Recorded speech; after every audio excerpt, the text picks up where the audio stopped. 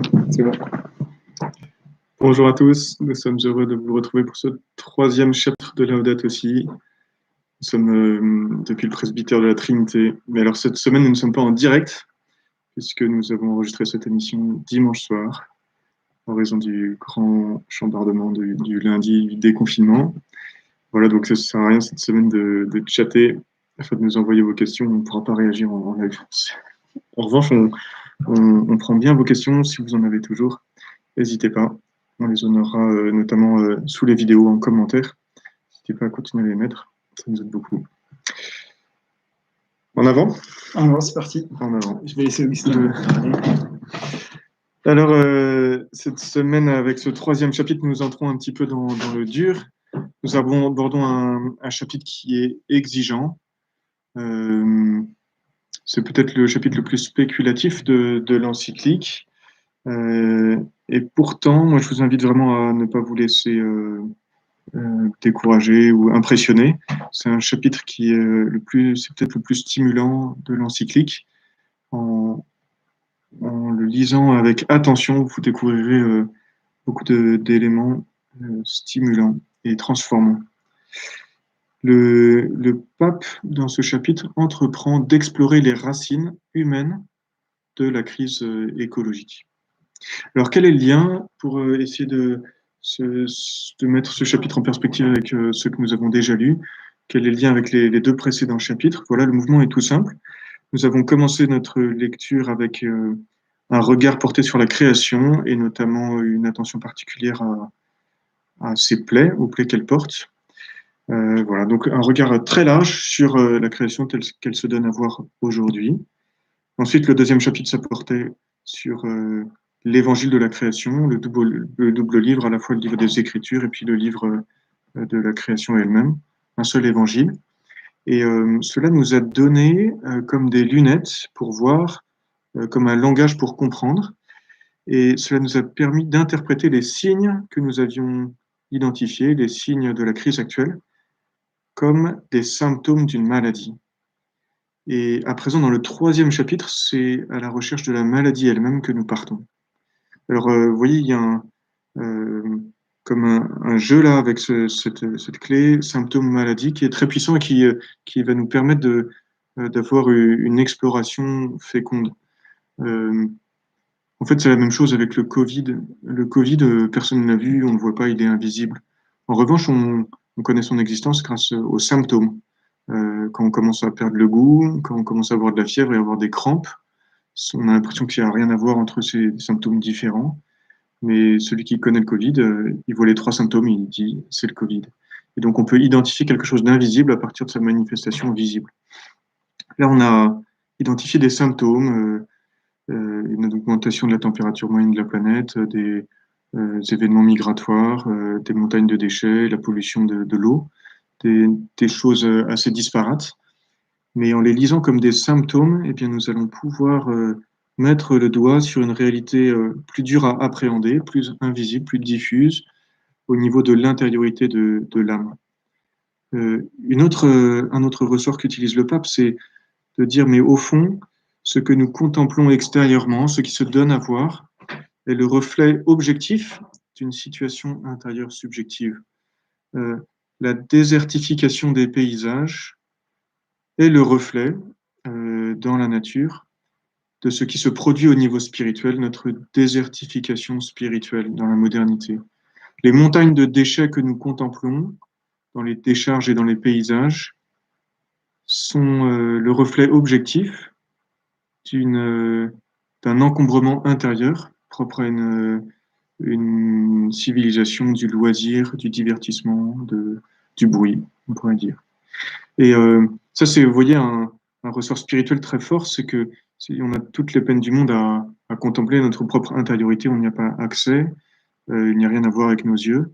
En revanche, en contemplant un paysage défiguré, eh bien, si on comprend qu'il y a un lien entre ce paysage et mon intériorité, tout d'un coup, j'ai devant moi les images pour me penser et pour comprendre ce qu'il m'arrive et ce qui arrive à mon époque, à ma civilisation. Donc voilà un peu là où nous en sommes. Une plongée, une excursion à la recherche de la racine de la crise, la racine humaine. Le problème n'est pas à l'extérieur, mais au fond à l'intérieur. Le pape avait annoncé ce projet dès le début. Je ne sais pas si vous vous souvenez, c'était une des phrases de l'introduction. Il avait dit: la violence qu'il y a dans le cœur humain blessé par le péché se manifeste aussi à travers les symptômes de maladie que nous observons dans le sol, dans l'eau, dans l'air et dans les êtres vivants. Donc la maladie qu'il y a dans le cœur humain blessé euh, se manifeste à travers des symptômes que nous voyons dans les animaux, le sol, l'air, les êtres vivants.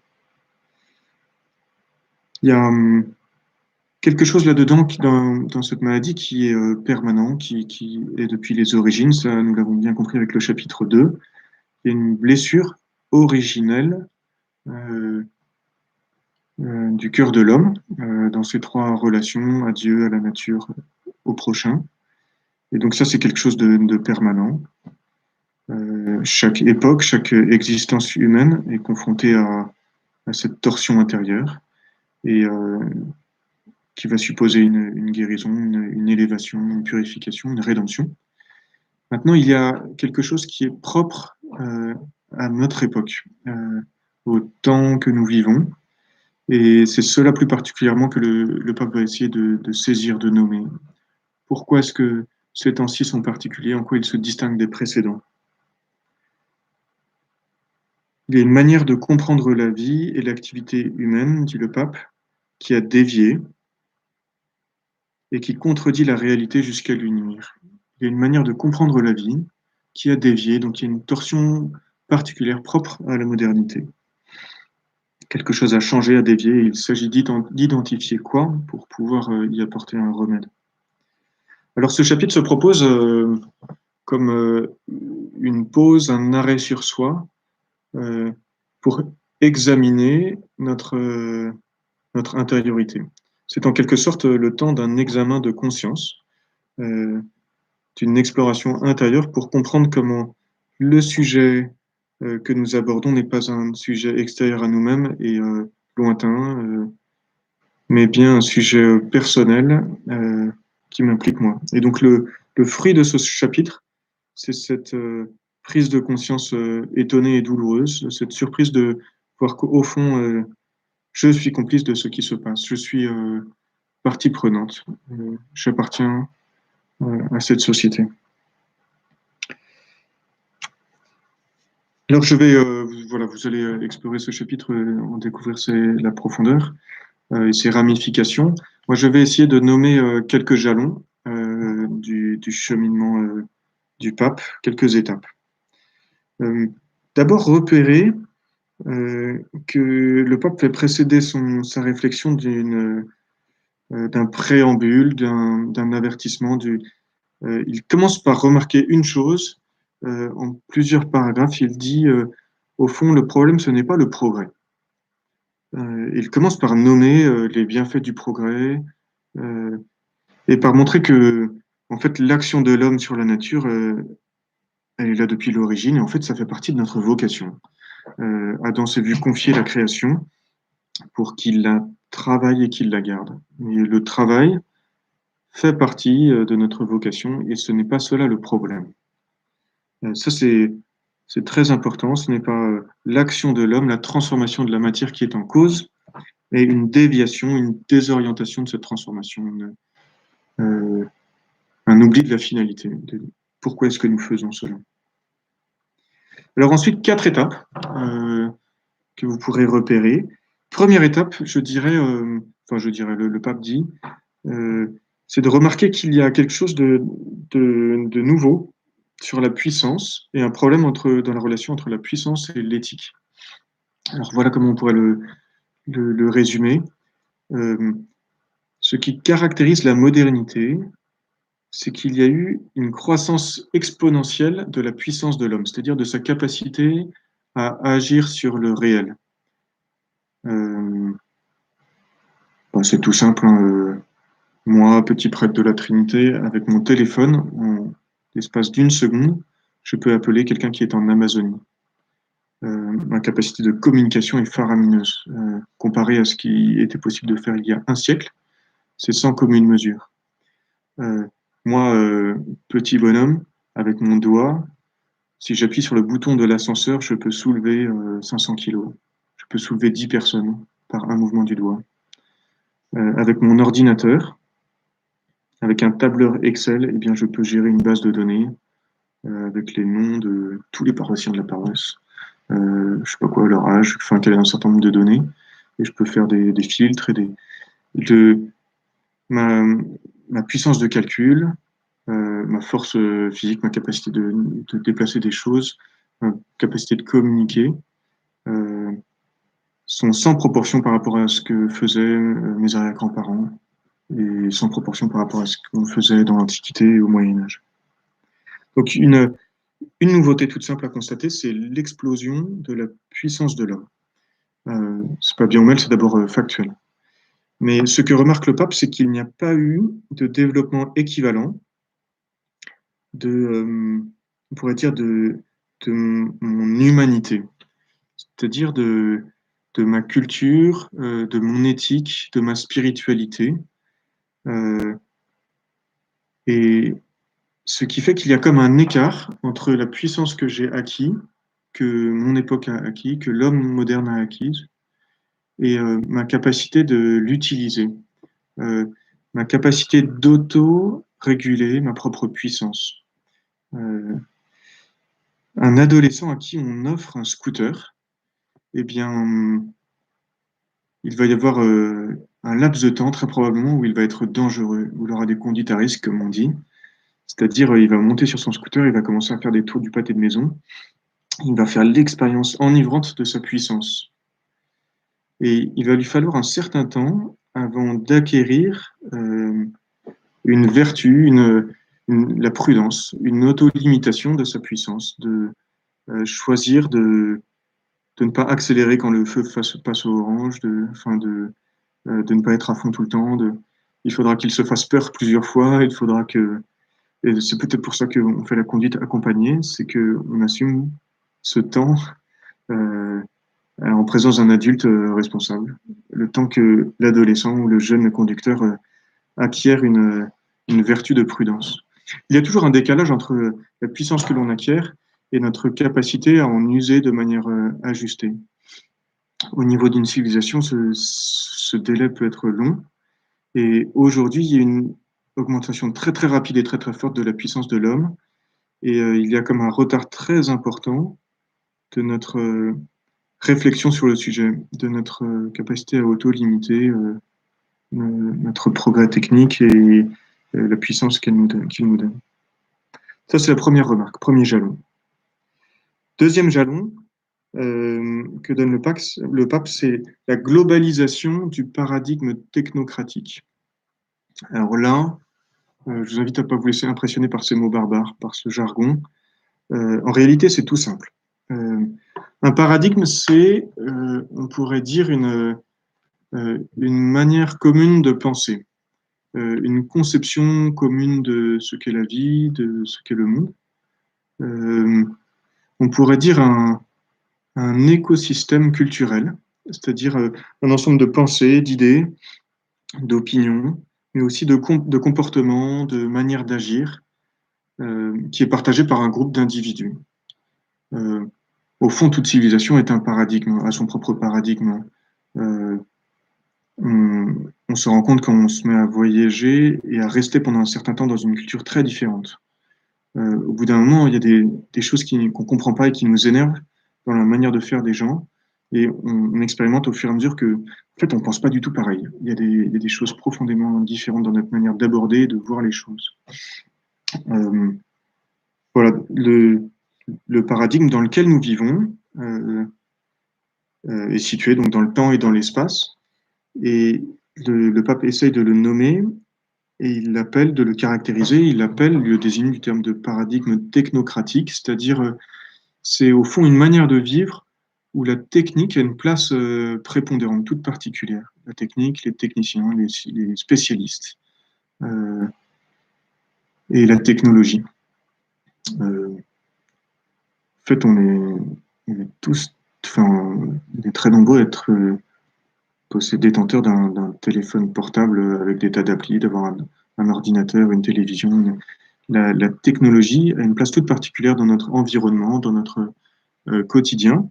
Et cela, pareil, dans l'histoire de l'humanité, c'est très récent. C'est pas la même chose d'avoir chez soi une petite boîte à outils avec un marteau, quelques pinces, ou d'avoir, en plus de cela, un ordinateur, un téléphone, une télévision, une, enfin, des lampes sophistiquées, un système de chauffage qui s'allume tout seul et qui règle la température tout seul, et ainsi de suite. Le, cet écosystème, là, cet environnement culturel dans lequel nous vivons, qui nous habite, c'est l'air que l'on respire, c'est un mode de vie euh, qu'on a en commun. Euh, en fait, est en grande partie engendré par la technique elle-même. Là, le pape François a une formule bien frappée et qui fait réfléchir, c'est il dit en réalité un choix technique, un choix instrumental est toujours un choix de mode de vie, pas forcément consciemment. C'est-à-dire quand on se met à acheter un téléphone, eh bien cela va avoir de manière indirecte mais réelle un impact sur mon mode de vie, sur la manière dont je vais être en relation avec les autres, sur mon rapport au temps, sur mon rapport à l'espace, et ainsi de suite. Il y a il y a une influence de la technique sur le mode de vie.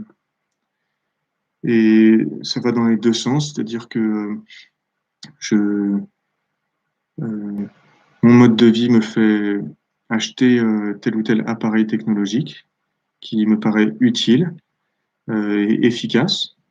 Et en même temps, cet appareil que j'achète va, lui, en retour, influer sur mon mode de vie. Donc, il y a comme une spirale qui se met en place, euh, une logique qui va peu à peu m'informer. Et c'est pour cela, c'est en suivant cette réflexion que le pape en vient à dire que on habite dans un paradigme qui est tout entier technocratique, c'est-à-dire qui peut euh, tout entier relié à cet effet, impact de la technique sur la culture. Un petit exemple, c'est par exemple, ce n'est pas la même chose de boire du cidre ou de boire du Coca-Cola.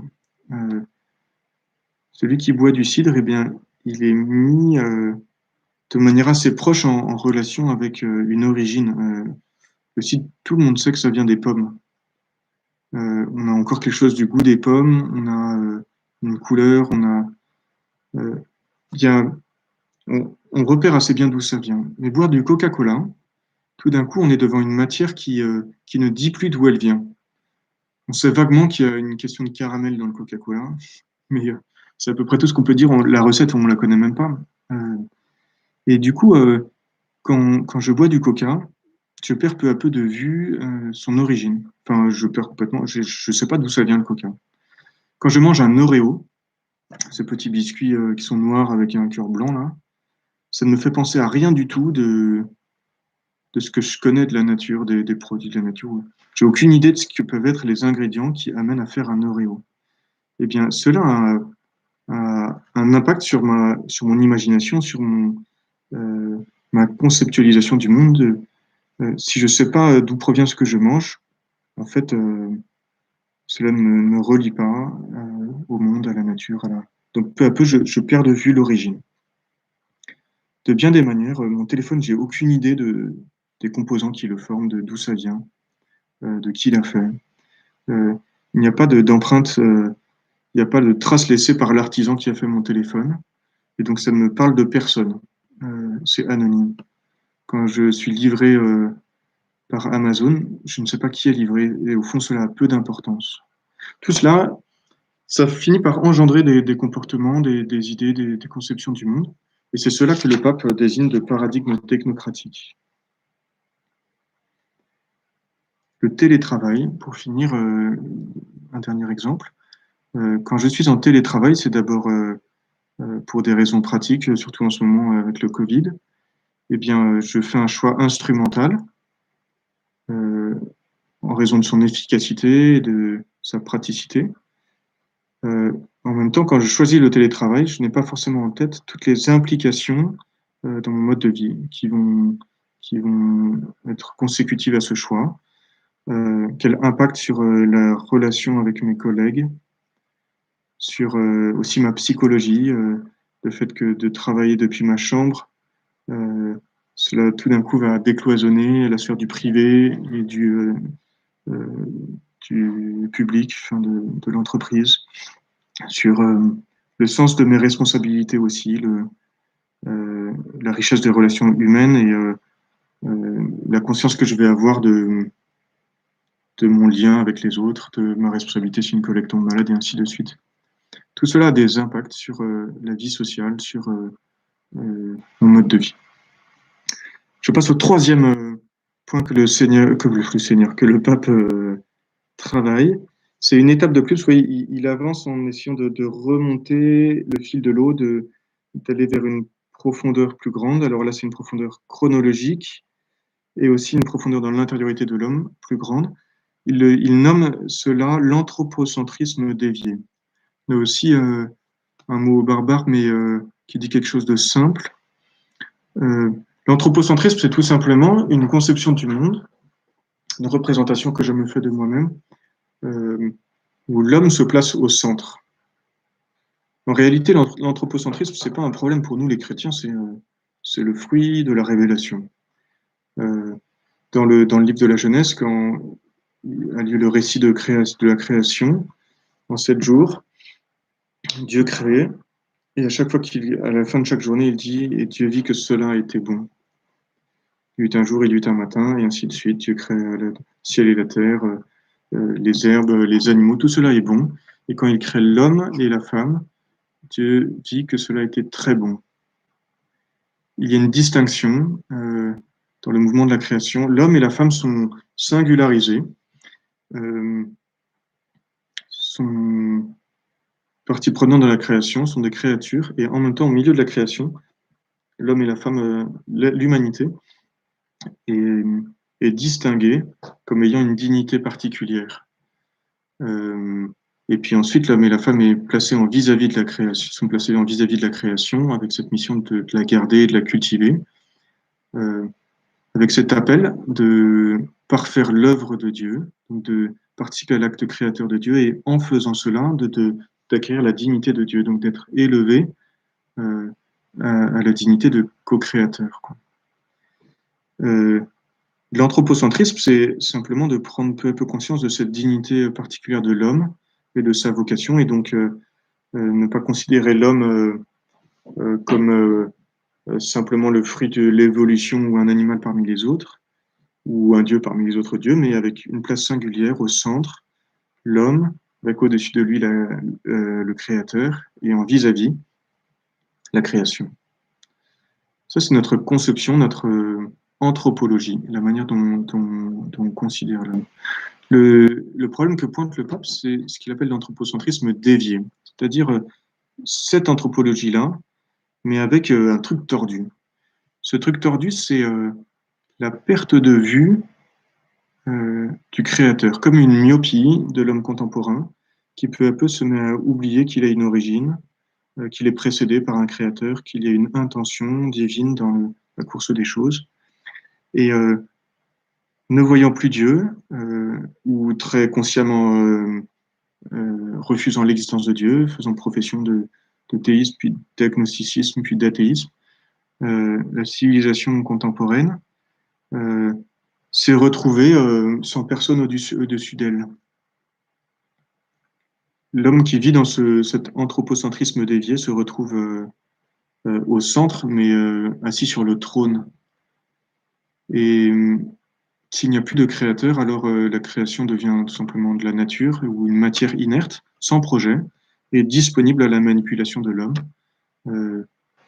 L'homme moderne regarde la matière comme étant quelque chose qu'il peut manipuler à sa guise, et c'est son désir, ses envies, ses projets, sa liberté qui va donner un sens aux choses et qui va les informer, les orienter. Et peu à peu, il y a avec cela une perte de vue des limites. Il n'y a plus de limites valables, si ce n'est celle que l'homme se choisit lui-même et qu'il peut relativiser sans cesse. Cela, vous voyez que c'est interconnecté avec ce que l'on a dit précédemment avec le technocentrisme, le paradigme technocentrique.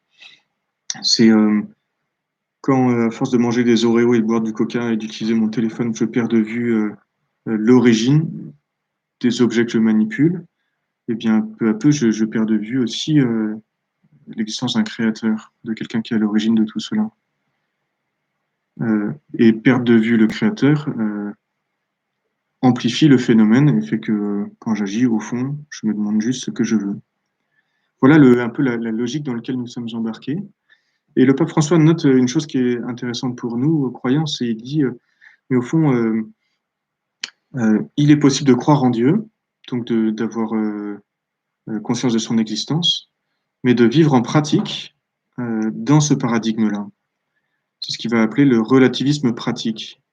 Je peux croire en Dieu, avoir mes idées, Dieu, la nature, la création, tous ces trucs-là, mais par mon comportement, la manière dont j'agis, en réalité, dans mes gestes, je n'ai pas intégré les choses. Une manière de saisir les choses, donc une manière de travailler, sans jamais me poser la question, mais est-ce que cela a un sens, ce que je fais, dans la perspective du royaume des dieux, de ma mission de transfigurer le monde et tout cela. Dans ma vie affective, une manière de construire ma vie affective par conquête et tout ça, mais sans impliquer Dieu ou en demandant simplement à Dieu de bénir ce que je fais, et donc sans reconnaître que je suis précédé par une intention. Dans ma manière de manger, par exemple, de saisir les aliments comme si je les avais gagnés moi-même, comme si j'étais à l'origine de cette pomme que j'ai achetée, comme si j'étais à l'origine de ce plat que j'ai concocté, mais sans m'arrêter pour louer le Créateur et le remercier, et ainsi de suite. Donc on peut, en réalité, et c'est pas seulement qu'on peut, c'est très probable que nous sommes en très grande partie des relativistes pratiques. Notre mode de vie, en réalité, il est païen. Il est, il relève de cette anthropologie déviée. Euh, J'agis comme si Dieu n'existait pas, et ma vie est saupoudrée de moments religieux, mais les choses sont peu intégrées. Et alors, je relève un dernier point, c'est le, les réflexions que le pape fait au sujet de la limite. Euh, L'homme contemporain a beaucoup de mal avec la limite et tout est lié. C'est en raison de ce phénomène que l'on vient de décrire. Euh, que les limites sont souvent ressenties et perçues comme ce qui vient entraver ma liberté, donc réduire mon déploiement personnel, ma réalisation, mon épanouissement. Euh, En réalité, ce ressenti est simplement la manifestation de la logique qui m'habite et je peux y trouver en réalité un remède par rapport à cette maladie. Accepter les limites, entrer dans une attention aux limites pour les reconnaître et m'y soumettre librement, c'est peu à peu trouver un chemin pour être recentré. Accepter que ma liberté n'est pas infinie, euh, n'est pas sans limite. Et à chaque fois que je cogne sur une limite, eh bien, et que je l'accepte, cela me recentre, me resitue par rapport à un créateur et par rapport à une création qui a une valeur en elle-même. Euh, je peux nommer quelques limites, par exemple la limite du sommeil. En vain, tu repousses le moment de ton repos, dit le psalmiste. Euh, il y a une manière inconsciente, hein, mais de repousser la limite du sommeil comme une manière de renoncer à dominer toute chose et à être tout puissant. Si je me mets au contraire à rechercher quelle est la bonne heure et à me soumettre librement à cela, au sommeil, eh bien, je me retrouve resitué. Si je ne me précipite pas sur ma nourriture, mais que je marque une pause pour faire un bénédicité, c'est une manière d'accepter une limite, de reconnaître que je ne suis pas à l'origine de tout ce que je mange, mais que j'ai été précédé euh, par un acte créateur qui s'est étalé sur des millénaires. Euh, Accepter la limite que proposent les commandements. Dieu offre comme remède à l'homme dès Moïse les 10 commandements, et puis ensuite l'enseignement du Christ, comme des limites à mes désirs de toute puissance. Et je peux y être attentif et y reconnaître des poteaux indicateurs qui vont m'aider à me déployer comme homme et pas comme Dieu qui s'est fait lui-même. Il y a enfin, par exemple, la reconnaissance de limites dans les rythmes de la nature, les saisons, les rythmes du corps humain. Et au lieu de les nier, comme est tenté de le faire l'homme contemporain, je peux apprendre à entrer dans la danse, à reconnaître la bonté de ces rythmes, à apprendre à les épouser pour surfer dessus.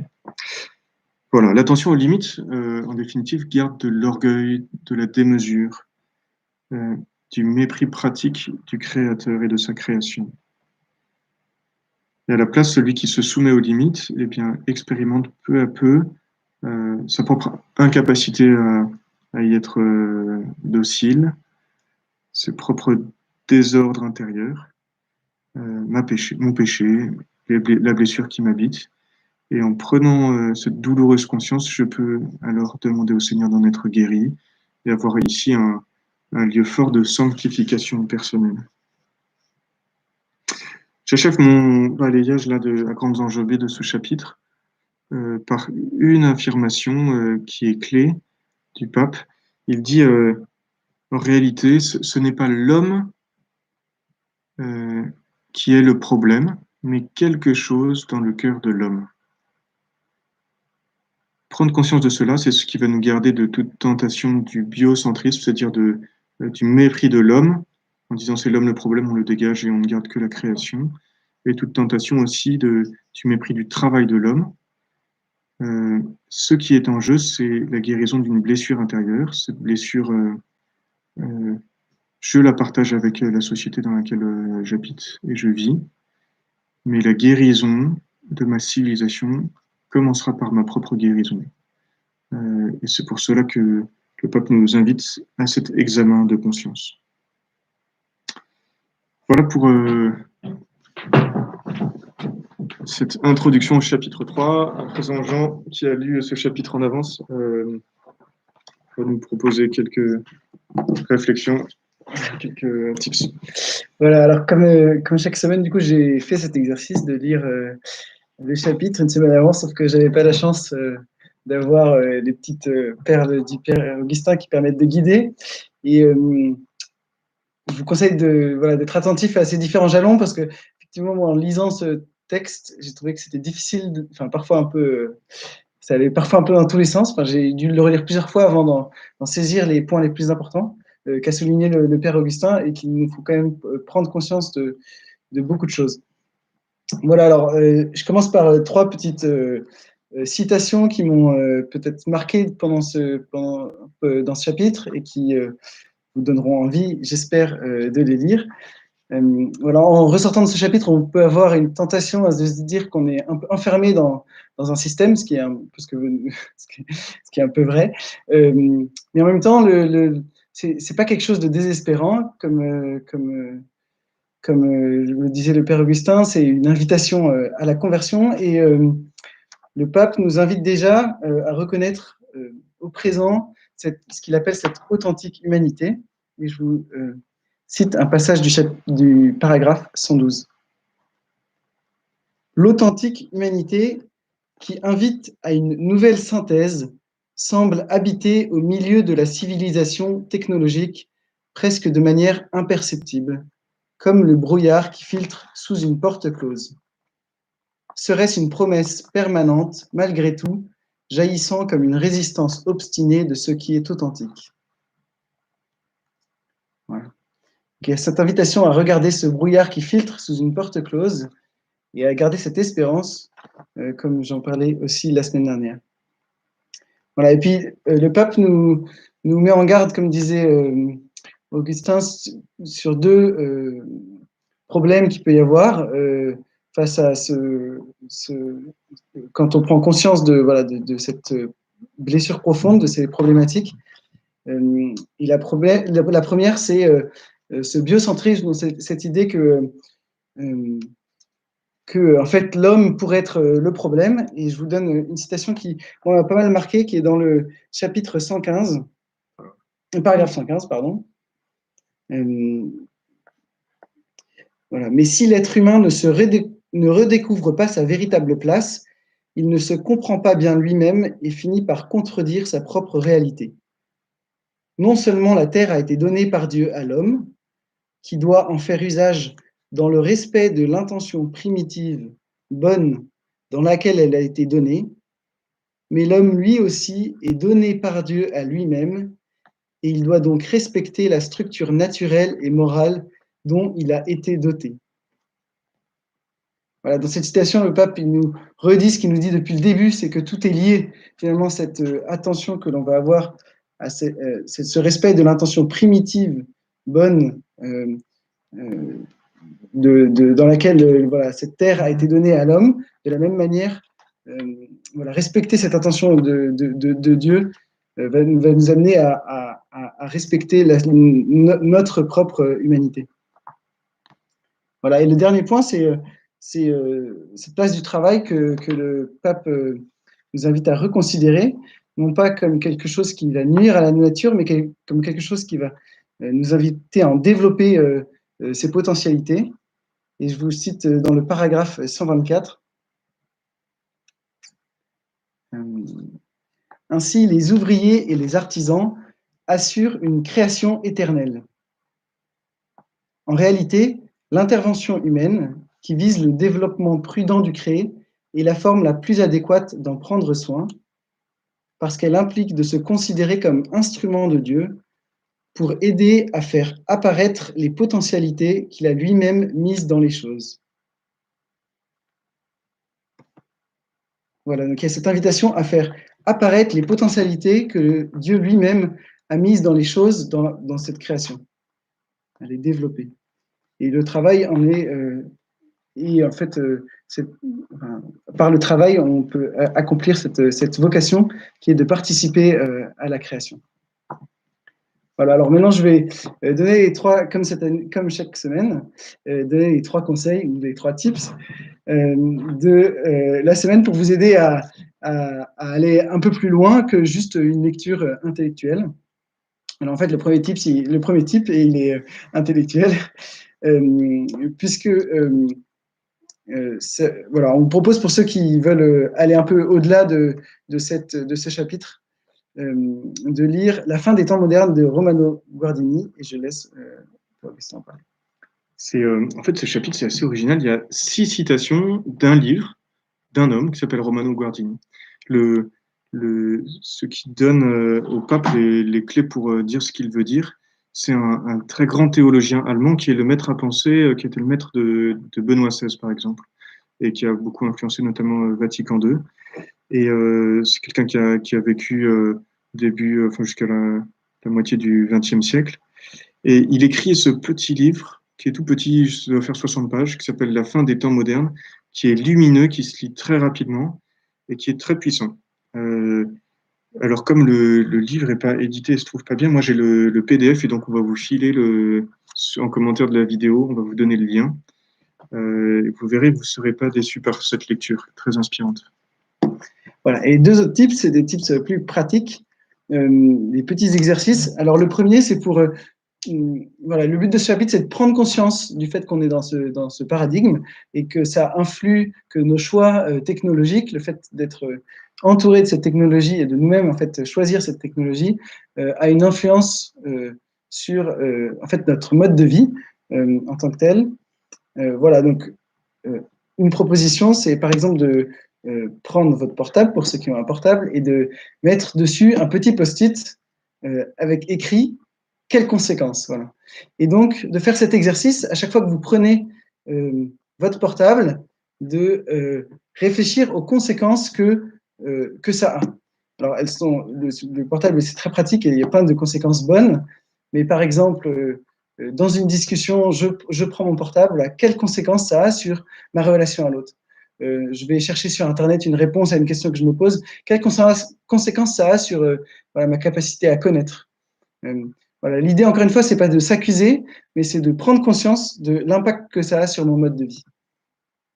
Voilà, on peut décliner cet exercice Par exemple, avec tout ce que est le choix de nourriture. Donc, quelles conséquences ça a que je prenne des surgelés au lieu de prendre les fruits de saison? Quelles conséquences ça a que voilà, que je ne cuisine pas et que je prenne des plats tout faits, par exemple? Voilà, et le dernier conseil, exercice, euh, c'est lié à la dernière chose qu'a dit le Père Augustin, qui est lié à la difficulté qu'on peut avoir à accepter les limites. Voilà, et on vous propose de prendre une petite chose où vous pouvez avoir du mal à accepter la limite et de vous appliquer à le faire toute cette semaine. Je vous prends un exemple. Euh, Par exemple, le feu rouge piéton. Je pense qu'il y a un certain nombre de gens qui, déconfinés, vont de nouveau aller dans les rues. En tout cas, ça va être mon cas. Et qui, donc, de nouveau, pour un certain nombre d'entre nous, ne vont pas s'arrêter au feu rouge. Voilà, on peut faire cet exercice de s'arrêter, par exemple, au feu rouge piéton en voilà, en se posant la question de pour quelles raisons aussi je transgresse cette limite qui sont en fait quelque chose qui me guide, qui est bon pour la société et je peux le reconnaître.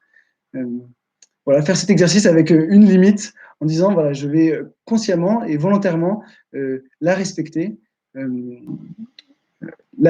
pour rentrer dans cette logique, dans ces garde-fous finalement que à la fois la société me met dans ce cas-là.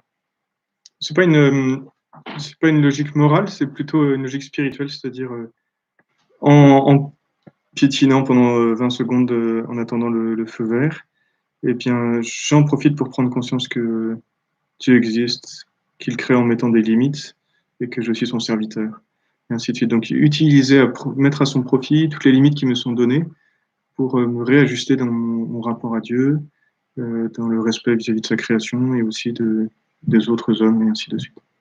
Sortir de l'individualisme ou de l'anthropocentrisme des vies. C'est bon? Parfait. Bon, ben, c'est bon pour cette semaine. Bonne lecture. Surtout si vous avez encore des réactions, n'hésitez pas à les mettre. Nous, c'est une joie de pouvoir échanger avec vous. Et puis, ça nous stimule, ça nous pousse en avant. Bravo à tous ceux qui sont arrivés jusque-là.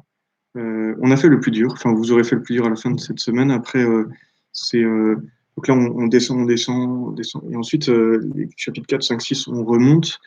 Vous verrez que ce seront des chapitres lumineux qui vont suivre après. Notre objectif, c'est d'achever avec la Pentecôte et de demander, durant le dimanche de la Pentecôte, la grâce d'une vie renouvelée à la lumière de l'Esprit Saint dans cette art de vivre nouveau auquel nous sommes appelés. Voilà, bonne semaine à tous, bonne lecture et à bientôt. Bon courage, bonne lecture.